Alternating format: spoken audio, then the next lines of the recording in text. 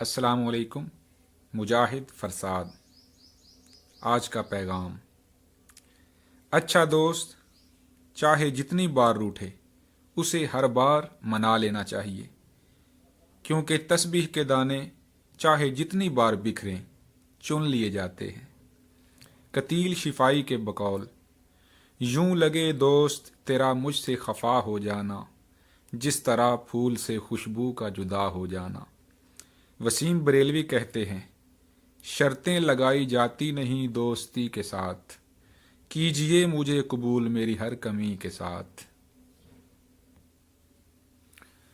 فرقہ باطنیہ کی تحریک کا آغاز کس نے کیا تھا؟ حسن بن صباح نے۔ لکھنؤ میں نواب آصف الدولہ نے کس شاعر کا سالانہ خرچہ 6000 مقرر کر رکھا تھا؟ مرزا محمد رفیع سودا کا۔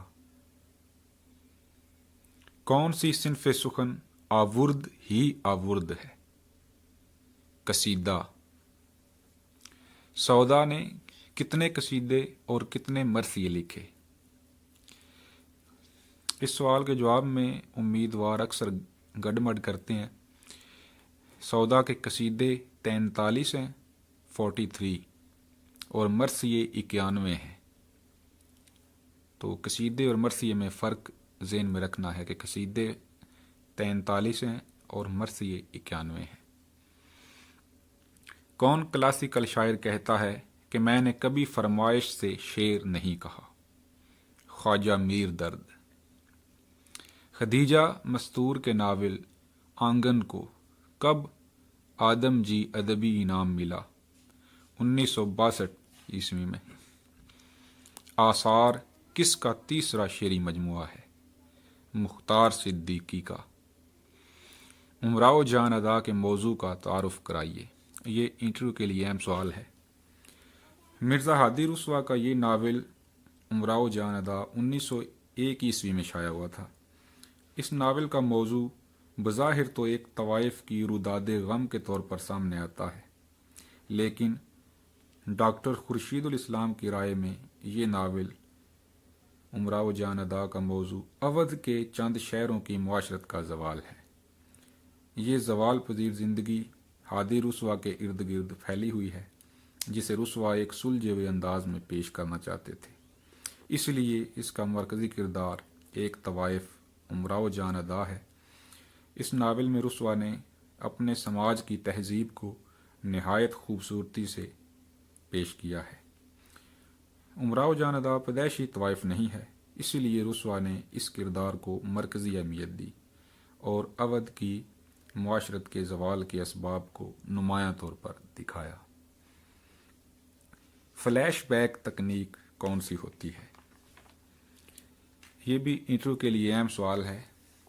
کسی بھی کہانی میں جب ایک کردار حال میں سوچتے ہوئے ماضی کی جانب چلا جاتا ہے اور اپنے حال کو ماضی سے مربوط کر کے سوچتا ہے تو اسے فلیش بیک کہا جاتا ہے۔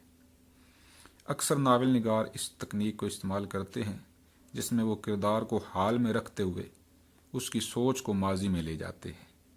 اس حال کو ماضی سے جوڑنے کو فلیش بیک کہتے ہیں۔ ڈرامے کے آغاز و ارتقاء پر روشنی ڈالیے۔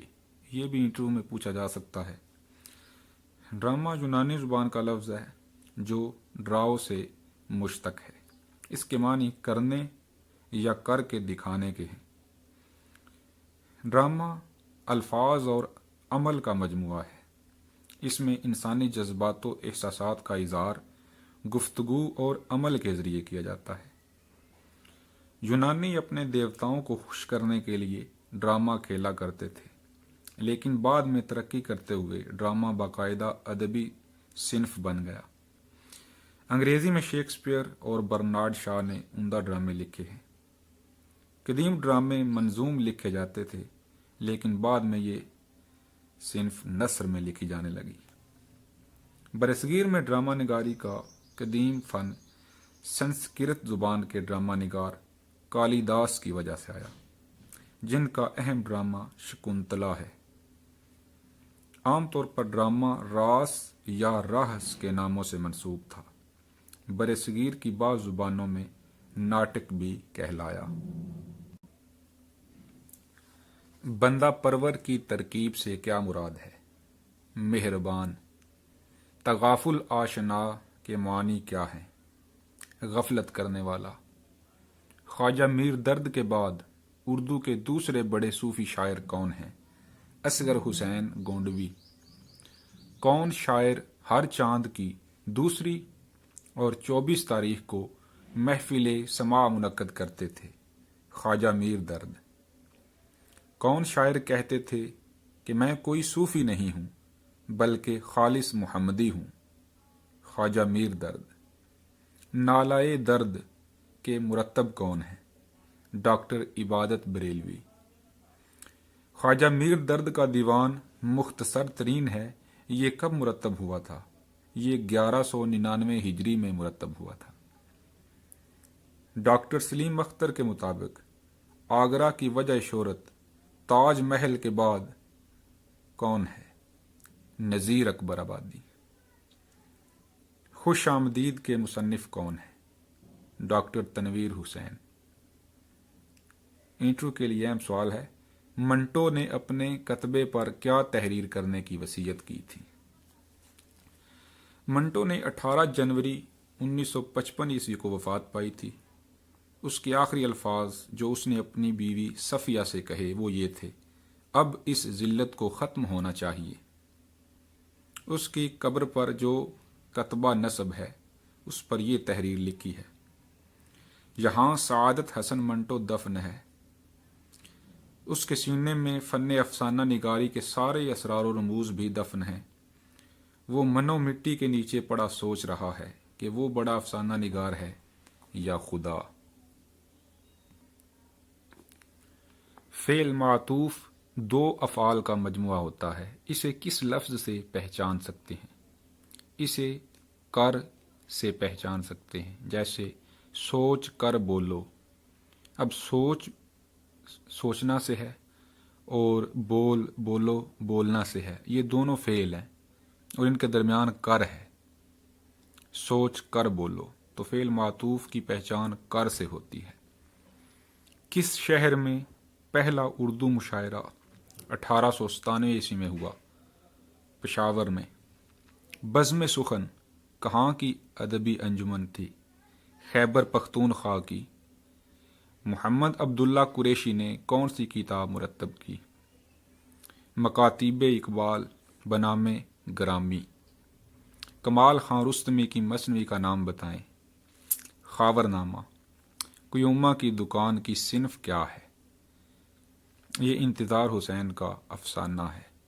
دو بیل اور دودھ کی قیمت کس کے افسانے ہیں؟ یہ منشی پریم چند کے افسانے ہیں۔ یوسف بن تاشفین ناول ہے، ناول نگار کون ہے؟ نسیم حجازی۔ اسالیب نثر سے کیا مراد ہے؟ یہ انٹرویو کا سوال ہے۔ اسلوب کی جمع اسالیب ہے، جس کے معنی طریقہ، انداز، برتاؤ کے ہیں۔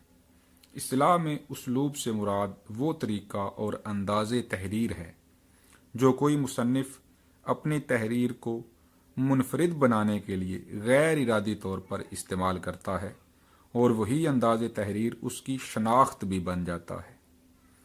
نثر سے مراد پھیلاؤ ہے، یعنی اصطلاح میں کسی موضوع کو پھیلا کر تفصیل سے بیان کرنا۔ قدیم نثر میں داستان، ناول، افسانہ، ڈرامہ یہ شامل تھا۔